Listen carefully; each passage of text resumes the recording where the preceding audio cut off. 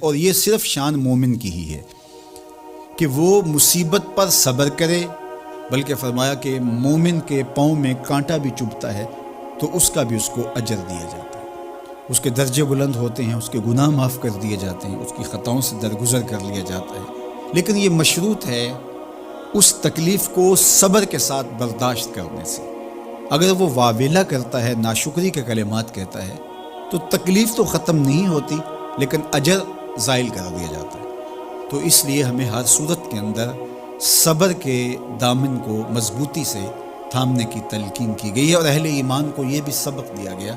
کہ جب انہیں کوئی بھی مصیبت پہنچتی ہے تو وہ کہتے ہیں انا للہ و انا الیہ راجعون، کہ ہم اسی کے ہیں اور اسی کے حضور پلٹ کے جانا ہے۔ تو یہ وہ امر ہے کہ جو ان کی طبیعت کے اندر ٹھہراؤ پیدا کرتا ہے اور ان کی زندگیوں کے اندر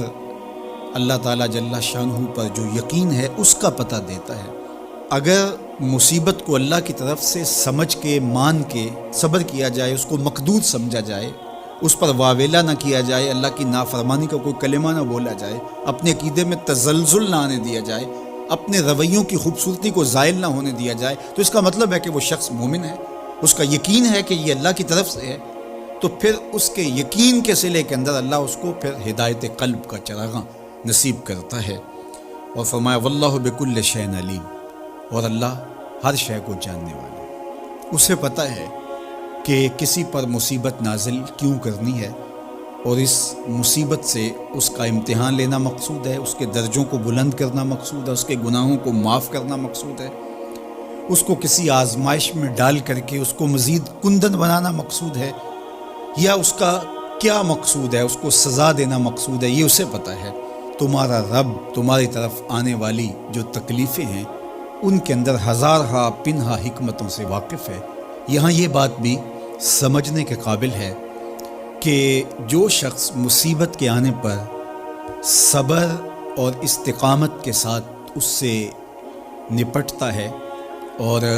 اللہ پر جو اس کا یقین ہے اس میں تزلزل پیدا نہیں ہونے دیتا، کل من عند اللہ، اے محبوب فرما دیجئے جو کچھ ہے وہ تمہارے رب کی طرف سے ہے، یہ اس کا خیال اور فکر ہے کہ یہ میرے اللہ کی طرف سے ہے، تو پھر اس مصیبت کو ٹالنے والا بھی وہی ہے۔ تو اگر یہ اس کا عقیدہ پختہ تھا تو پھر وہ مالک کی دہلیز چھوڑ کے، مالک کی چوکھٹ چھوڑ کے کسی اور دہلیز پہ نہیں جائے گا، کسی اور چوکھٹ پہ نہیں جائے گا، وہ اس مصیبت کو دور کرنے والا مؤثر حقیقی اللہ کو ہی جانتا ہوگا، اور اسی کے حضور دعائیں کرے گا، التجائیں کرے گا، کسی شرک کا ارتکاب نہیں کر سکتا ہے، اور وہ مالک کی دہلیز سے کبھی روح گردانی نہیں کر سکتا، بلکہ اس تکلیف کے آنے سے وہ اپنے رب کے ساتھ اور زیادہ جڑ جائے گا، اور اگر وہ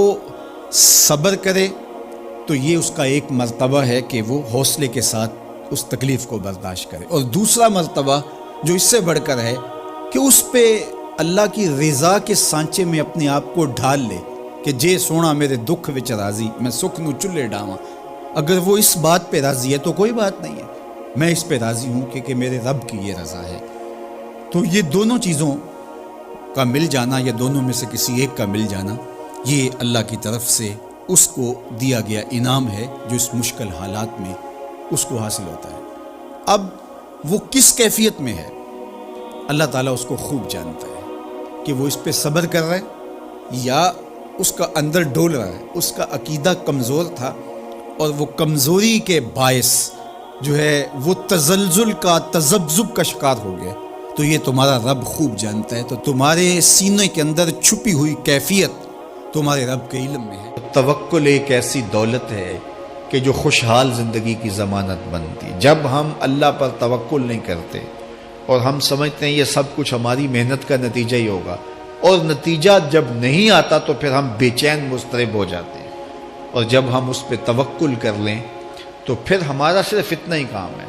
کہ میاں ہم یہ کام کر رہے ہیں، بس یہ حکم، ہم بیج بو رہے ہیں، بس یہ حکم ہے اور بو رہے ہیں، باقی اس پہ بھروسہ ہے، یہ کام اس کا ہے کہ اس نے اس کو اگانا ہے، اس کے اوپر پھل لگانے ہیں۔ تو جب اس پہ توکل ہو جائے تو بندہ سوکھا رہتا ہے، ورنہ بندہ مشکل میں مبتلا ہو جاتا ہے۔ بسا اوقات ایسا ہوتا ہے کہ بندہ ایک منصوبہ تیار کرتا ہے، اس کا عملی نتیجہ اس کو سامنے نظر آ رہا ہوتا ہے، لیکن نتیجہ بالکل الٹ جاتا ہے۔ سید علی المرتضیٰ فرماتے ہیں میں نے اپنے ارادوں کی شکست سے ہی اپنے رب کو پہچانا ہے، کہ میں ایک منصوبہ تراشتا ہوں کہ یہ اور یوں ہوگا اور وہ ہونا چاہیے، لیکن نتیجہ وہ نہیں آتا، تو کوئی طاقت ہے اس کا جو نتیجہ بدل دیتی ہے۔ تو بندہ اس طاقت پہ یقین کرتے، اس پہ توکل کر کے جو ہے وہ اس پہ بھروسہ کر لے تو زندگی سوکھی ہو جاتی ہے۔ مغرب میں جو اللہ پر یقین نہیں رکھتے وہ خودکشی کر لیتے ہیں کہ یہ کیوں ہو گیا، ایسا نہیں ہونا چاہیے تھا، لیکن ہم خودکشی اس لیے نہیں کرتے، ہم کہتے ہیں میرا رب جس طرح چاہے اس طرح ہی ہوتا ہے، جو اس نے طے کیا ہوا ہے وہ کر کے رہتا ہے، اس لیے تم اس پہ توکل کر لو اور اس پہ بھروسہ کرو۔ حضور علیہ الصلوۃ والسلام نے فرمایا لو انکم توکلون علی اللہ حق توکلہ، اللہ پر توکل کرنے کا جو حق ہے اگر تم وہ ادا کر دے تو فرمایا اللہ تمہیں ایسے رزق عطا کرے جیسے پرندوں کو عطا کرتا ہے۔ ہمارا تو کاروبار ہے، یہ فیکٹری ہے، یہ دکان ہے، یہ ہماری نوکری ہے، ہم نے یہاں سے کمائی کرنی ہے۔ پرندوں کا کوئی کاروبار نہیں ہوتا، کوئی نوکری نہیں ہوتی، کوئی ٹھیا، کوئی اڈا نہیں ہوتا جہاں جا کے انہوں نے رزق کے لیے کوئی آغاز کرنا ہوتا ہے، بلکہ حضور نے فرمایا تغدو خماسا وتروح بطانا، جب وہ صبح گھر سے نکلتے ہیں تو خالی پیٹ نکلتے ہیں اور انہیں کوئی اپنی منزل کا تعین نہیں ہوتا، جدھر خیال آیا اڑ گئے ادھر، لیکن کبھی ایسا نہیں ہوا کہ شام کو خالی پیٹ واپس آئے ہوں، کہا وہ پیٹ بھر کے آتے ہیں۔ باہو بولے بن توکل پنچھی اڑ دے، خرچ نہ پلے زیرا ہو، جب گھر سے اڑتے ہیں تو ان کے پلے نہ کوئی خرچ ہوتا ہے، نہ راس المال ہوتا ہے، نہ کوئی اوزار ہوتے ہیں، نہ کوئی ہتھیار ہوتے ہیں، کچھ بھی نہیں ہوتا، یوں ہی گھر سے نکلتے ہیں، کبھی بھی خالی پیٹ نہیں آئے۔ فرمایا اگر اللہ پہ پرندے توکل کر لیں تو اللہ اسے بھی عطا کرتا ہے، تم توکل کرو گے تو تمہیں عطا نہیں کرے گا، تو تمہاری زندگی سوکھی ہوگی۔ گھر سے نکلو کام کے لیے، فیکٹری کے لیے، مزدوری کے لیے، لیکن ٹینشن نہیں لینی کہ کیسے ملے گا، کیسے ہوگا، درود پڑھتے جاؤ اور مصطفیٰ کریم پہ سلام پڑھتے جاؤ، وہ تمہارے لیے رزق کے دروازے کھول دے۔ خاندانوں کے اندر کچھ شریر لوگ ہوتے ہیں جو چھوٹی بات کو بڑا کر کے زوجین کے سامنے الگ الگ پیش کر دیتے ہیں، تو طبائع کے اختلاف کی وجہ سے، طبی تفاوت کی وجہ سے کوئی اختلاف ہو سکتا ہے، لیکن اس کو اچھال کے بڑا کر کے دونوں کی نظر میں، تو یہ ایسی بدکاری ہوتی ہے جو مختلف خاندانوں کے اندر مختلف طبائع کے لوگوں کا مزاج ہوتا ہے۔ تو ایسے لوگوں سے